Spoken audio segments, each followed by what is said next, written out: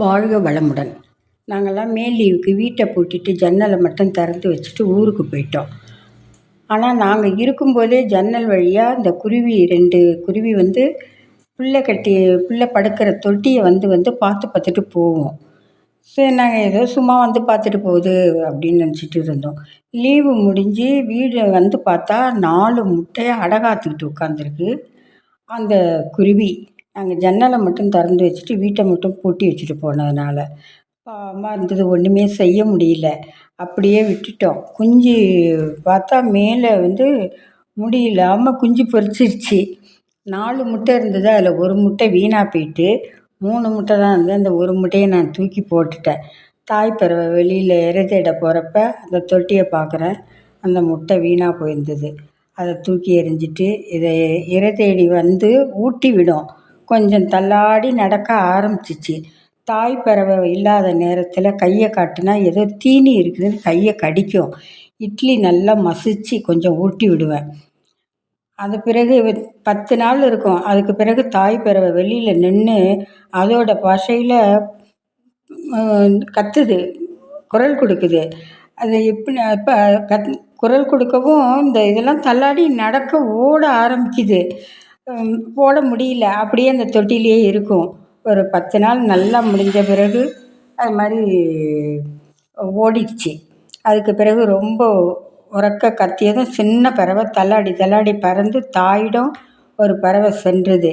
மறுநாள் 2 பறவைகளும் குரல் கொடுத்து அழைத்து சென்று விட்டது. எல்லா பறவைகளும் ஓடிப்பிட்டு அது பறந்து தாயிடம் சென்றாலும் என் மனசு ரொம்ப கஷ்டமாக இருந்தது. அதை ஊட்டி விட்டது, அதை பார்த்துக்கிட்டது எல்லாமே மனசு ரொம்ப இதாக இருந்தது. இன்னமும் அந்த மரத்தை பார்த்தனா அந்த பறவை இங்கே தானே இருக்கும் அப்படின்னு சொல்லுவேன். பிள்ளை படுத்திருக்கிற தொட்டியில் இந்த மாதிரி குஞ்சு பொரிச்சிருக்குன்ட்டு எல்லோரும் நிறைய பேர் வந்து பார்த்து பார்த்துட்டு போனாங்க. இது என்ன அதிசயமாக இருக்குது, நீங்கள் ஒன்றுமே செய்ய மாட்டீங்களா, சொல்ல மாட்டீங்களா, இப்படி இருக்குது, பயம் இல்லாமல் இருக்குது. அதுவும் சாமி ரூமில் நாங்கள் வந்து இந்த தொட்டி தான், மரத்தொட்டி தான் பிள்ளைய படுக்க வைப்போம். சும்மா அந்த சாமிகிட்ட ஒரு இதில் தொட்டி, புடவை தொட்டியில் படுக்க வச்சுருந்தோம் பிள்ளைய. அதை வந்து இந்த மாதிரி மடித்து கட்டி வச்சுருக்கிறது.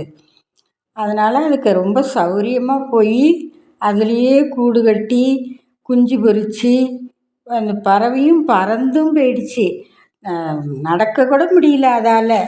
நடந்து நடந்து அப்படியே கையிலலாம் பிடிப்பேன். ஆசையாக இருக்கும். அதோட பாஷையை நினச்சி எங்களுக்கே ரொம்ப சந்தோஷமாக இருக்குது. இப்படி ஒரு பாஷை கொடுத்து கூப்பிடுதேன்னு நம்மளுக்கு நேராக இதெல்லாம் பார்த்ததுனால ரொம்ப ஒரு சந்தோஷமாக இருக்குது மனதுக்கு. வாயில்லா பறவைகளாக இருந்தாலும் அதுக்குன்னு ஒரு பாஷை வச்சுருக்குறாங்க.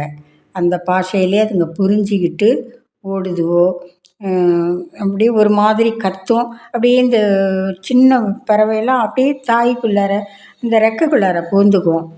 அப்புறம் ஒரு குரல் கொடுத்துச்சுன்னா ஏதாவது தீனி கொடுத்தோன்னா கொண்டு வந்து கொடுக்கும். அது எங்காவது வெளியில் போய் இரை தேடி கொண்டாந்து கொடுக்கும். ரொம்ப சந்தோஷமாக இருந்தது.